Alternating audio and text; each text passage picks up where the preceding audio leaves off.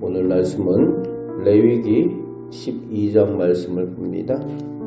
2021년에 유명한 다큐멘터리 작가이자 언론인인 마리아 슈라이버라는 여인이 있었는데, 이분이 아이를 출산한 지 불과 사흘 만에 노트북을 그 침대 위에 펼쳐놓고 화상회의도 진행을 하고 또 복잡한 그 기사도 써서 보내고 막 이런 일들을 했습니다. 주변 사람들은 그런 그분을 보고 슈퍼우먼이라고 칭찬을 했고, 그 사람 자신도 스스로 자신이 조직에서 뒤처지지 않았다는 사실에 안도를 했다고 합니다. 하지만 2달이 지났을 때 이분은 극심한 신체적인 마비 증상과 함께 정신적인 공황 상태에 빠져서 병원에 실려가게 됩니다. 의사가 이분을 진단을 하면서 지금 쉬지 않으면 당신은 평생 걸을 수 없게 될 수도 있습니다 라고 진단을 했습니다. 그때서야 모든 업무를 내려놓고 시골의 작은 집에서 아무것도 하지 않는 격리의 시간을 보냈다고 합니다. 훗날 이분이 회고록을 썼는데, 그 강제적인 멈춤의 시간이 없었다면 나는 아이의 성장도 삶의 아름다움도 모두 영영 잃어버렸을 것이다 라고 그 회고록에 썼습니다. 멈춰야 할 때는 멈춰야 하는 거지요.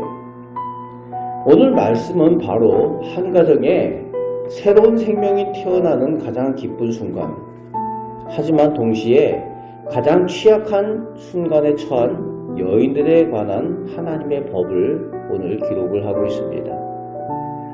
오늘 본문 이 레위기 12장을 읽을 때에 오늘 현대인들은 오해하기 쉽습니다.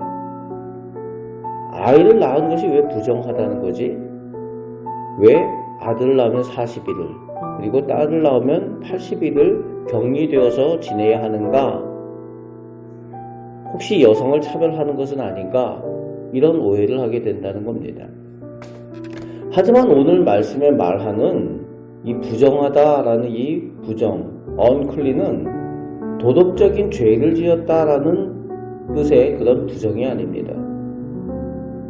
이것은 생명의 근원인 피를 쏟아냄으로써 지금 하나님 앞에 정상적인 예배의식에 참여할 수 있는 상태가 될 수 없음을 의미하는 의식적인 부정을 오늘 성경 본문은 이야기하고 있는 겁니다. 그래서 죄를 지어서 부정하다라는 의미가 아니라는 거예요.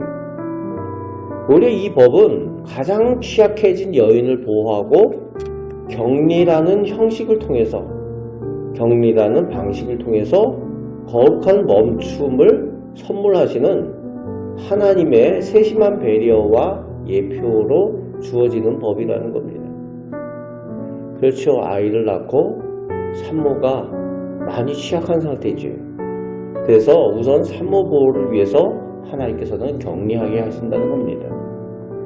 하나님은 아이를 낳은 산모에게 즉시 성소에 나와서 제사를 드리라고 요구하지 않으시는 거죠. 4절 5절에 보면은 아들을 낳으면 총 40일, 딸을 낳으면 총 80일 동안 성소에 들어오지 못하게 하였습니다. 이 기간은 하나님의 절대적인 보호기간이었다는 거예요. 산모들을, 여성들을 보호해 주시는 하나님의 기간이었다는 겁니다. 고대 사회에서 여성들은 출산 직후에도 가사노동과 농사일에 곧바로 투입되고 했습니다. 그게 고대 사회예요. 무식했죠. 여성들이 출산을 해도 바로 노동을 하고 막 그렇게 하는 것을 당연하게 취급을 했다는 겁니다. 그런 가혹한 환경에 놓여 있었던 것들이 여인들이었습니다. 하지만 하나님은 법으로 이를 금지하셨던 거예요. 여성들을 제사에도 나오지 말라고 하시고, 또 이 여인은 부정하니 손대지 말라, 성소에도 오지 말고 그냥 오직 쉬어라 라고 하시는 겁니다. 그래서 40일 동안 80일 동안 격리하고 쉬게 하셨다는 거예요. 하나님의 법이 여인에게 합법적인 휴식과 확실한 격리를 보장해 주었다는 겁니다. 이것이 오늘 레위기 12장이 가지고 있는 하나님의 법이에요.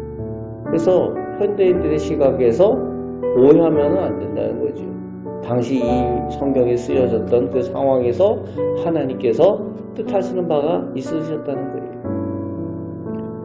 오늘 우리에게도 강제적인 멈춤의 시간이 찾아올 때가 있습니다. 질병으로 병상에 누워야 할 때가 있고 갑작스런 실패로 인해서 하던 일을 내려놓아야 하는 순간도 있어요. 그때 우리는 낙심하기도 하고 절망하기도 합니다.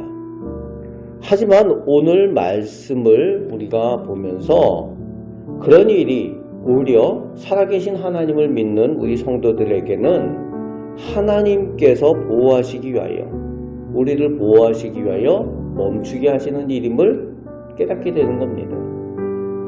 하나님은 우리가 하나님과 우리 자신을 돌아보게 하시는 그런 치유의 시간을 가지게 하신다는 거예요.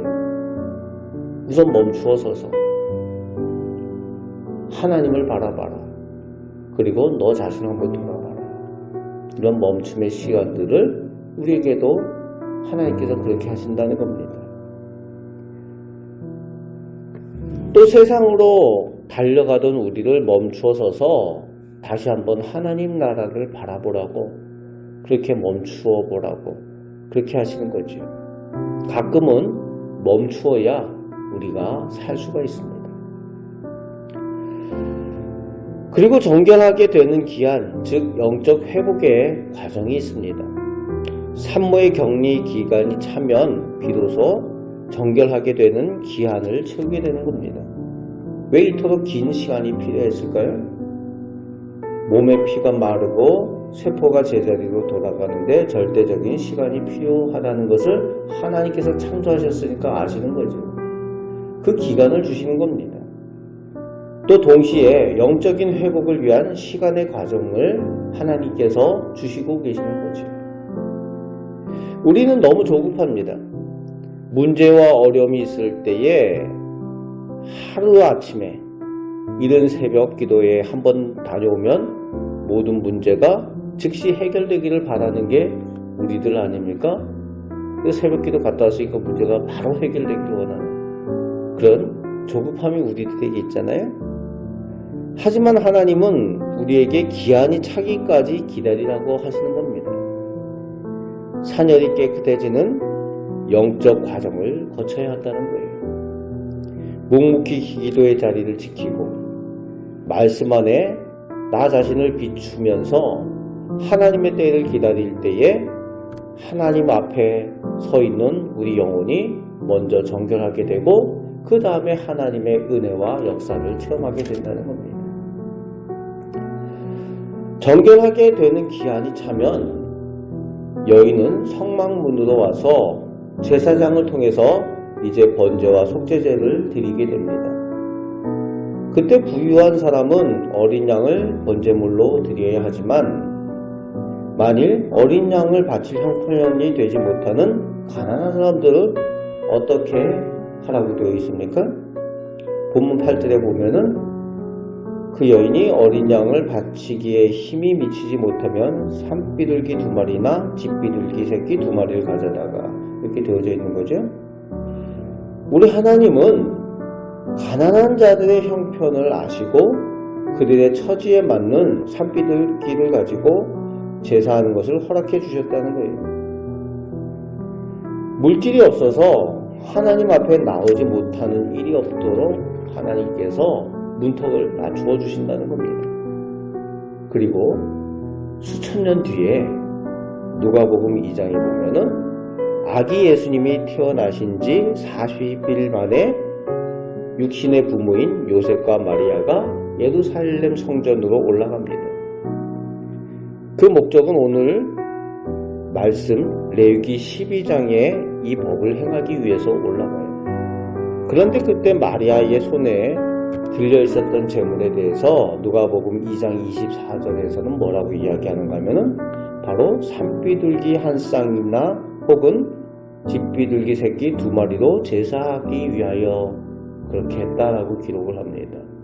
그 재물로 봤을 때에 우리 예수님의 가정도 정말 가난한 가정이었어요. 가난해서 산비둘기나 집비둘기 새끼를 제물로 드려야 되는 그런, 어떻게 보면은 우리로 얘기하면 국빈자 가정이었던 가정이 예수님의 가정이었습니다. 가장 낮고 가난한 자의 모습으로 오신 성자 하나님 예수님은 오늘 우리의 연약함과 형편을 너무 잘 알고 계십니다. 그래서 오늘도 우리의 형편을 아시고 우리의 연약함을 아시고 우리와 함께 하시고 우리를 돌보아 주시는 줄 믿으시기 바랍니다. 그 하나님께서 우리를 돌아보아 주시고 오늘도 필요한 것을 채워주시고 공급하여 주심을 믿고 오늘도 그 하나님을 의지하며 승리하며 사시는 우리 복된 성도들 되시기를 주님의 말씀으로 축복합니다. 아멘. 기도하겠습니다. 아버지 하나님, 하나님께서는 저희의 작은 것까지 저희의 필요한 것을 공급하여 주시고 저희의 연약함과 부족함을 용납하여 주시고 돌아보아 주시며 은혜 내려주시는 하나님이십니다. 사랑의 하나님이십니다. 그 하나님께서 오늘도 저희들과 함께하여 주시고 저희를 돌보아 주시는 하나님이신 줄 믿습니다. 그 하나님을 믿고 오늘도 악하고 어두운 세상 가운데 승리하며 살아가는 저희들 되게 하여 주옵소서. 힘들고 어려울 때 더욱 하나님 아버지 앞에 가까이 가는 저희들 되게 하여 주옵소서. 오늘도 저희를 선하게 인도하여 주심을 믿습니다. 우리를 사랑하시는 예수 그리스도의 이름으로 기도합나이다. 아멘.